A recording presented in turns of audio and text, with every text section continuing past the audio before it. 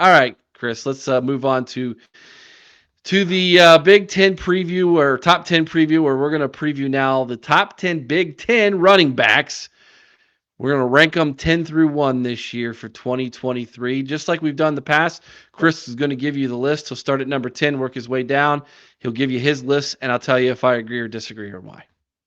All right, Eric, you ready to go? Let's rock and roll. So, number 10, we are going to visit that offensive juggernaut that has been the Iowa Hawkeyes over the last few years. And, I'm sure that former Wolverine Cade McNamara expects to go in and take him to new heights and be slinging that thing all over the place. But, Eric, Caleb Johnson. Caleb Johnson, the kid who came in, wasn't even supposed to start the season as a starter. Ends up 151 carries, 779 yards, a 5.2 yards per carry average, 6 touchdowns, leads the team. Had a fabulous freshman year. I think that he is going to put up even better numbers this season. I got him in at number 10. What do you think? Yeah. Let's just keep going. Okay. Go ahead and go Go down through through the whole thing? 6. Okay. Yeah, just go 10 through 6, and then we'll You got it. You halfway got it. out. Yeah. Okay, number 9. How about Devin Mockabee? Purdue has a new head coach, new quarterback, returning sophomore who had a pretty good year as a freshman. 195 carries, 968, 5.8 yards per carry, 9 touchdowns. Also catches the ball just a bit with 32 receptions out of the backfield last year. I've got him at number 9. Number 8, let's go over to Maryland. Roman Hemby. Mm-hmm. I like this kid a lot, Eric. They got the best quarterback to start the year in the conference, does Maryland. And they're going to want to keep him safe. Well, that means a heavy dose of Ryan Hemby. 188 Roman. or Roman Roman. him. I keep Yep. calling him Ryan. Roman Hemby, yeah. 188 carries, 989 yards last season, 5.3 yards per carry, 10 touchdowns on the season. The guy is legit. For 7 and 6, we're going to travel over to Happy Valley for both. Ooh, okay. I've got Katron Allen in at number 7, 167 carries, 867 yards, 5.2 yards per carry, 10 touchdowns. He can catch out of the backfield, had 20 receptions last season. James Franklin has a dynamic duo over there in Happy Valley with him. And the guy I've got at number 6, Nick Singleton, 156 carries, 1,061 yards, 6.8 yards per carry, 12 touchdowns. Comes off a strong freshman season. They've got a new quarterback over there, Eric. I really think that Franklin's going to run the ball a ton with these two guys. Um, but I also, that's one of the reasons that I got Nick Singleton down just a little bit from where some people might have him, is I think it's going to be a true split backfield there in Happy Valley. So again, 10, we had Caleb Johnson, 9, Mockabee from Purdue, Hemby from Maryland at 8, Allen and Singleton at 7 and 6 from Penn State. What do you think? I got to have Josh McCray from Illinois in here somewhere. I know that he doesn't have tremendous stats from last year, Mhm. but this is the number one guy this year for Illinois. They're going to run the football. And I just feel like you need maybe take the Purdue guy out, slide him in. So I would probably think about him being in the, somewhere around the 9-10 area, just based off potential alone is what I would think about that one. Having both Penn State guys, I could see where you might put is it Singleton. Singleton. I think you might want to put him in the top 5. Well, the top 5, Eric. Let's talk about the top 5 because I think we've got a top 5 that I think by the end of this season, depending on how things shake out, any one of these guys could potentially be the best running back in the Big Ten. Number 5, I've got Donovan Edwards from that team up north. Edwards served as the complimentary back to Blake Corum last year. Ran the ball 140 times, 991 yards, 7.1 yards per carry, 7 touchdowns. And Eric, the guy's a big time baller. He really is. His best games were against number 2 Ohio State, where he ran for 216 and 2 touchdowns. Number 10 Penn State, 173 yards, 10.8 yards per carry that game and 2 touchdowns. Purdue in the Big Ten title game, 185 yards, 7.4 yards per carry and a touchdown.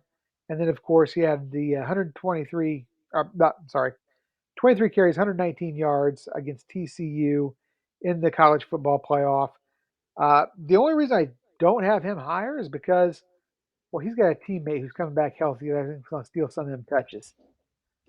At number 4, and this may surprise a lot of people too, I went Braylon Allen. Everybody's got him to the top of their list or towards the top of their list, but 230 carries, 1,242 yards, 4 yards per carry average, 11 touchdowns. Honestly, if you look strictly by the numbers, he looks like a beast. But Eric, Allen did have 5 games last year where he did not reach 100 yards rushing. He would have had a 6th had he not broken a 75-yard touchdown against Ohio State's third string defense towards the end Yeah, of that game. right. Now, you'd think Fickle's going to go in there and, he's going to run the guy's shoes off, given the talent this kid has and the way that they have their offensive lineup at Wisconsin. But offensive coordinator, their new guy, Phil Lango, he's a guy that likes to open it up a bit. So I don't know, how that's going to work out. And he does have a transfer quarterback in Tanner Mordecai who played at SMU and Oklahoma. He can sling the ball around. So I don't know how that's going to affect Braylon Allen this next year. That brings us to number 3. Number 3, I've got Travion Henderson. And you might ask how I can put somebody up at number 3. He only had 571 yards rushing and a 5.3 yard per carry average last year. Well, he did that in 5 games. He was hurt for a good majority of the year. But if you look back at what he did in 2021, 183 carries. He had over 1,200 yards rushing. He had 19 combined touchdowns. If he gets back to form, this guy could easily make a legitimate claim to number 1. Number 2, Eric, I've got our guy, Miyan Williams. Miyan Williams has improved every year at Ohio State. Even fighting through injury last year, he led the team in rushing with 825 yards, had a 6.4 yards per carry average, 14 touchdowns. Now, here's some stats you might not know. He was actually 4th in the nation at missed tackles forced with 38%. Mm-hmm. 4th in the nation in yards after contact, getting an average of 4.4 yards after he's been touched. 4th in combined first down touchdown ratio, 38.3%. We always talk about 1A, 1 and 1A. I really feel like this guy's earned the right to be calling himself number 1.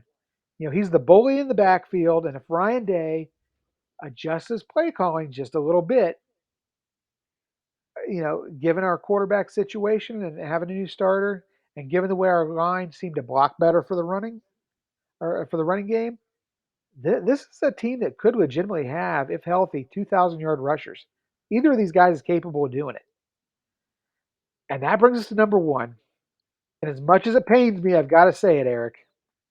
Blake Corum. 247 carries, 1,463 yards last season, 5.9 yards per carry, 18 touchdowns. He's owned the Big Ten over the last 2 years. He had a 100-yard game versus every Big Ten opponent last year, with the exception of Ohio State, where he was out with injury after just a few plays. He may not be just the best running back returning to the Big Ten. He could arguably be one of the best returning in the country. So I've got him in at number 1. It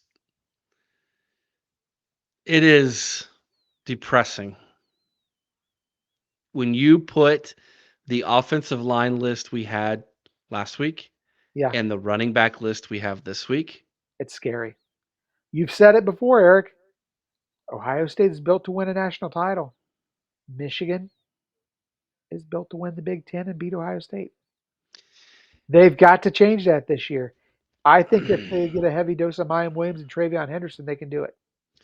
I want to see 2 things in the comments, guys. Number 1, you've got Miyan ahead of Travion. I would have flip-flopped those. I would put Travion ahead of Miyan simply because, again, potential, higher ceiling. It is potential. I think I think if healthy, he's going to be given the rock more than Mayans. Mayans a great change of pace back. Mayan will absolutely wear on you. He will run you over. He's a very physical runner. He runs angry. I would put Travion ahead of him still, though, just because of the home run potential. I think Ryan Day wants to give him the rock more often because of that home run potential. What do you think? Who is the number one running back at Ohio State? And again, we're calling them 1A and 1B. And why they're responding to that, just the justification for why I did that. Mm-hmm. I feel that Travion's injury was a little bit more serious than what Mayan had, and I just don't know. They say he's going to be 100% ready, but is he going to be 100% ready? That is the question that lingers. That's another reason I put Mayan Williams ahead. He's going to be ready. I'm pretty confident in that. The other thing I want to touch on is the fact that Braylon Edwards Allen, Michigan's running backs. Donovan Edwards. Donovan Edwards. I'm getting their names mixed up. Donovan Edwards. Been a long day. Please forgive me, hummus hero. Donovan Edwards and Blake Corum. Are they a better 1-2 punch than what Ohio State has? Yes or no? What I've seen over the last 2 years, the results would tell me yes, but if we'd seen Mayan and Travion both 100% healthy, I'm not so sure. I kind of feel like if 100% healthy, we are just as competitive. If, and again, the other thing to take into account is we don't play the same style of football. Yep. Bingo. And we don't have the better offensive line.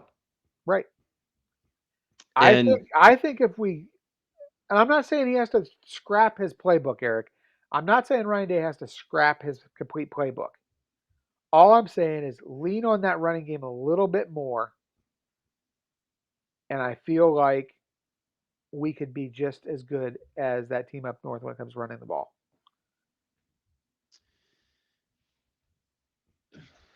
probably not. Brian, you're gonna hear my interview with John Kennedy in just a minute, and I make the comment that when it comes to Ryan Day and his play calling, he loves to throw the football. He does. He's a former quarterback. Let's go back to that Big Ten championship game against Northwestern. Trey Sermon, yeah. They could not stop Trey Sermon running the football. Couldn't do it. No, And the he guy re- broke Eddie George's record. I mean, come and on. he refused to give him the football to the second half when he had no other options. Yeah. It's a mindset with him, just like it was a mindset with Woody Hayes. Woody Hayes, I'm going to run the football. I'm going to run the football. And when you think I'm Well, going to you're run as the if on football, dust. I'm going to run the football. And Ryan Day is almost opposite of that. I'm going to pass the football. I'm going to pass the football. I'm going to pass the football. And he has to. I think it almost makes him physically ill that he has to force himself to call a running play every now and then. But I understand it to a degree too, because where are all of our 5 stars at? They're Well, they all are wide all pretty good. receivers. They're all But, receivers, man. You but got you to know, get those Eric, guys the football. you do, but at the same time, how much easier is it to throw the ball if your linebackers can't just rush up and go after the quarterback because you can't just blitz the quarterback because you know it's a pass coming? How much easier is it when you know the defensive ends have to stay at home and just instead of just taking off for a quarterback because they know he's passing the football? Yeah. Larry There is, Daniels. you can use the run to set up the pass. You can do it. Yes, It's you been can do done. it. It's been done many times. Larry Daniels brings up a good point here. That you look at Travion's freshman year, and you brought it up too, Chris. And obviously injuries hampered his continual growth as a sophomore. Absolutely. But how about J.K. Dobbins? He took a step back his second year too, and then that third year, he really buckled down and took a big step forward. There really is such thing as a sophomore slump. Sophomore slump. Yeah. It's a real thing. Maybe that's what we saw a little bit Travion outside of the injury as well. Maybe we can see that big jump. Donald says he's going to go with Williams ahead of Henderson, so he agrees with you, Chris. Williams is actually pretty fast. Also, with him running people over by the fourth quarter, people are going to avoid hitting him. But at the end of the day, we need the O-line to move people to make the backs look better. Absolutely. And I Bingo. think That's we saw my that though, point. Eric. We saw that even in the spring game. When the Hmm. run game was going on, the offense was more productive. They They were can getting a run good block push up better. the middle. It's because that's where our strength's at on that offensive Hmm. line. And not only that, but it's always easier. Did you play offensive line in school, Eric? No. No. Okay, but I mean, you talk to most of these offensive linemen, they would rather run block than pass block because they're going to be Oh, aggressive. They get to charge out and hit somebody instead of standing absolutely. back and getting into a stance. Absolutely. Yep. Yep. You got